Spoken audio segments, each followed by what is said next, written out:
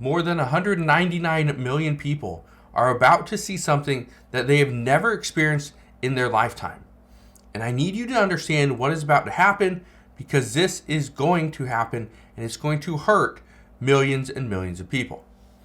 Now, experts believe that this once-in-a-lifetime scenario is going to take place at the end of 2023. That's obviously not good, because we're coming up upon that time. This is also going to impact much of the world for 2024. Now, we have two community members who work for banks that are saying that this is going to happen very soon, and that's why I want to fill you in on what's going on. So what exactly is happening? Well, I will get to that in just a minute. First, all I ask is if you can spend 2 seconds, go ahead and hit that YouTube like button. This just tells me that you like to stay informed and up to date on all the latest news that is impacting you and your wallet. So let's get that out of the way, and let's get to the news that we have seen over the weekend. Now, I received an email on Saturday morning, and in this email it said, commercial mortgages are headed down. And this person pointed me to a handful of articles. Seriously, a handful of articles. It was probably 5 to maybe like 8 articles this person pointed me to. And every single article was talking about the same thing. Commercial mortgages. And how there were like 9 or 10 different accounts with balances of over $100 million. $100 million in debt that these banks had to send to something called special servicing.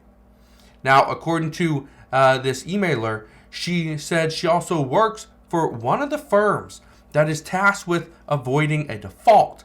But, as she put it, and I quote, "My firm's auditors anticipate more than half of all commercial mortgages will default within the next 12 months. Now, this isn't something new. This is not something that we've never seen before, where commercial real estate falters and we see some struggles and the aftermath of it. That's not new. But what is going to happen and what's going to take a toll on more than 199 million people here in the United States alone, well, this is what you need to listen to. Listen to this. Listen to what this community member had to say. This community member says, Adam, have you heard much about financial institutions putting a pause on all lending? I co-manage X Bank here in San Francisco, and we were told to be ready to let go of our entire lending department, as they will no longer be needed after September. This means 17 people will be let go. And my boss says that once commercial mortgages default, the bank will be unable to lend any money for the foreseeable future. This means no auto loans, no personal loans, no mortgages, nothing. Had a meeting yesterday with other managers from a few different banks, and a few also stated that they were warned about the possibility of no new lending. I just wanted to get your take on this, and if you haven't heard about it, then please warn others. Thanks for all that you do. It is very much appreciated. Now, here's the thing. I have heard about banks adopting a new policy, a new plan of no new lending. And the reason for this is because they have to do whatever they can to minimize risk. Simply because if commercial mortgages, if we are not seeing the big lenders that have, huge mortgages that are coming due, if we don't see them continue, the bank isn't going to hold these properties. The bank doesn't want a property that's less valuable than what they had a mortgage on. They don't want that, right? We also know banks are in the business of lending. If a bank cannot lend money, then how do they make money? That's part of the problem. This is also one of the reasons why they have to let go of staff. And if they're not lending money, who's the most likely, group of people to be let go? The lending department. Now, all signs, especially right now, all signs point to the U.S. dipping into a recession. Now, when this happens, at least hundreds of thousands of people will lose their jobs. We know this. They will also be unable to pay any of their debts. This means credit card bills, utility bills, car payments, their mortgages, their rent, whatever, they cannot pay it. We will also see employers cut wages and reduce hours. This is likely to cause millions more not to be able to pay their debts either. This is a very big problem. The truth is that this is going to create panic. This is going to create panic amongst millions and millions of people. Just think about it. People won't be able to go and get a credit card to help pay for goods and services. You want a credit card? Sorry, can't do it. You have a credit card? Well, guess what? That bank is going to say, oh, thank you for making all your payments on time. We really appreciate your business. So instead of going from a $10,000 limit to a $2,000 limit, for all your hard work and everything you've done over the past 20 years, we're going to give you $3,000. Yeah, they're still going to cut your limit, but maybe not as much. Many people who need a new vehicle. Just think about this.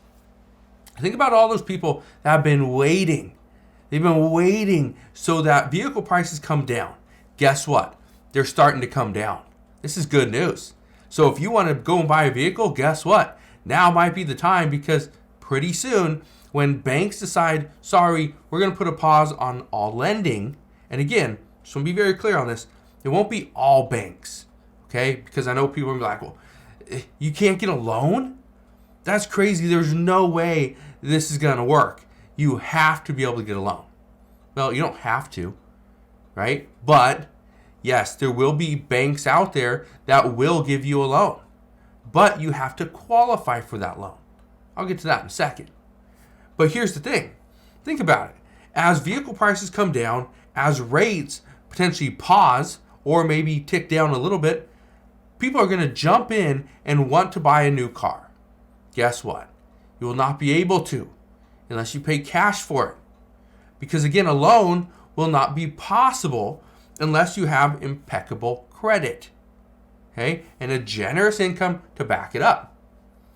No, that's not a statement from me. This is what this banker said, that they're being told to let go of their entire lending department, and they will be the ones that you'll actually process the loans. And you know how they process a loan? Well, the first thing that you look at is their credit. What is their credit? If it's not impeccable, and I don't know what impeccable is, maybe over 800, who knows? But if it's not impeccable, no, they don't qualify. If they do not have a generous income, then no, they do not qualify. Think about that for a second. What about buying a home? This will be out of the question for millions of potential home buyers, because the banks will not want to take on any unnecessary risk. Again, if you don't have impeccable credit and a generous income to back it up, and likely some type of safety net, you're not going to be qualified to buy a home. Doesn't matter if it's $1 million home or a $150,000 home. You won't be able to buy it. It's part of the problem. Now, probably think, well, it's just a couple people that work for the bank. No big deal, right? No big deal. Banks aren't going to do that. Well, we also heard from the U.S. Treasury Secretary Janet Yellen. She said recently, and I quote, "Banks are likely to become somewhat more cautious in this environment." And she's talking about after this whole banking crisis that we went through over the past month.